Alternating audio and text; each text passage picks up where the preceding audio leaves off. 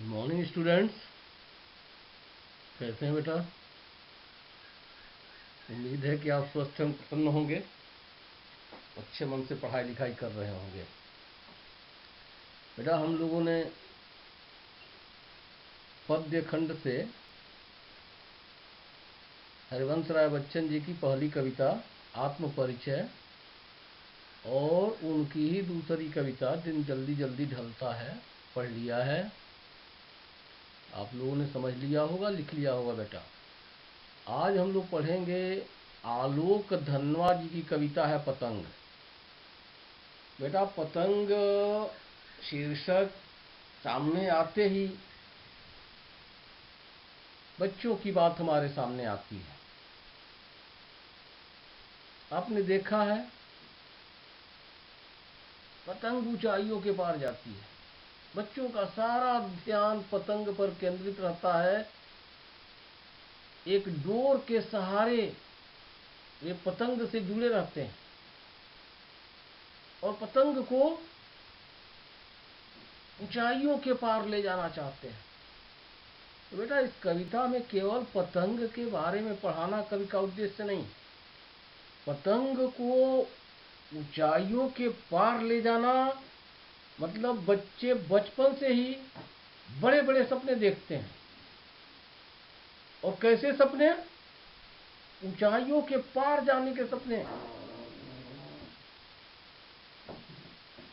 में दिखाया जाएगा बेटा।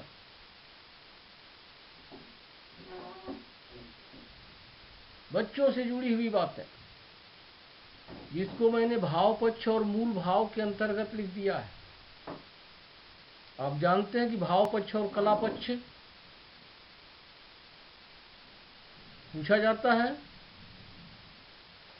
और प्रश्नोत्तर से कभी कभी किसी कविता का मूल भाव भी पूछ देता है बेटा। तो अलग से अगर प्रश्नोत्तर के लिए पतंग कविता का मूल भाव पूछे तो भी यहाँ जो मैंने लिखा है वही लिखा जाएगा बेटा। वही भाव पक्ष है और वही मूल भाव भी है। तो भाव पक्ष में मैंने क्या लिखा है? बाल सुलभ इच्छाओं और उमंगों का सुंदर चित्रण। यानी पतंग नामक कविता में बाल सुलभ इच्छाओं और उमंगों का सुंदर चित्रण किया गया है। और भाव पक्ष लिखा जाएगा तो प्रस्तुत पंक्तियों में बाल सुलभ इच्छाओं और उमंगों का सुंदर चित्रण किया गया है। और मूल भाव लिखेंगे तो आलोक धनवा जी द्वारा विरचित पतंग नामक कविता में बाल सुलभ इच्छाओं और उमंगों का सुंदर चित्रण किया गया है। इसमें बताया गया है कि बच्चों की उमंगों का रंग बिरंगा सपना है पतंग। बच्चों की उमंगों का रंग बिरंगा सपना है पतंग। आसमान में उड़ती हुई पतंगें ऊंचाइयों की वे हदें हैं। आसमान में उड़ती हुई पतंगें ऊंचाइयों की वे हदें हैं जिन्हें बाल मन अपने हाथों से छूना चाहता है और उसके पार जाना चाहता है। कवि ने बताना चाहा है कि पतंग उड़ाना हर बच्चे का सपना होता है।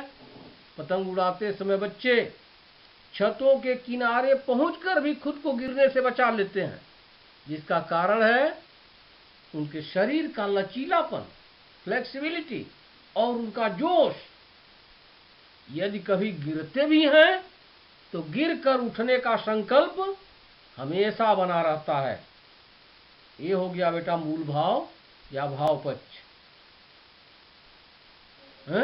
तो मुख्य चीजें क्या हुई? बाल सुलभ इच्छाओं और उमंगों का सुंदर चित्रण किया गया है। इस कविता में बताया गया है कि पतंग क्या है। पतंग बच्चों की उमंगों का रंग बिरंगा सपना है। आसमान में उड़ती हुई पतंगे ऊंचाइयों की वे हदें हैं जिन्हें बाल मन अपने हाथों से छूना चाहता है और उसके पार जाना चाहता है। इसके लिए और कैसे आप लिख सकते हैं कि बाल सुलभ इच्छाओं और उमंगों का सुंदर चित्रण किया गया है। पतंग बच्चों की उमंगों का रंग बिरंगा सपना है। जैसे पतंग ऊंचाइयों के पार जाती है वैसे बच्चे जीवन में ऊंचाइयों के पार जाने के बड़े बड़े सपने देखते हैं। बच्चे छतों के किनारे पहुंचकर भी खुद को गिरने से बचा लेते हैं। क्यों? क्योंकि उनमें जोश होता है। उनमें जोश होता है, उनका शरीर लचीला होता है। यदि वे कभी गिरते भी हैं तो गिर कर उठने का संकल्प कम नहीं होता है, यह संकल्प हमेशा बना रहता है।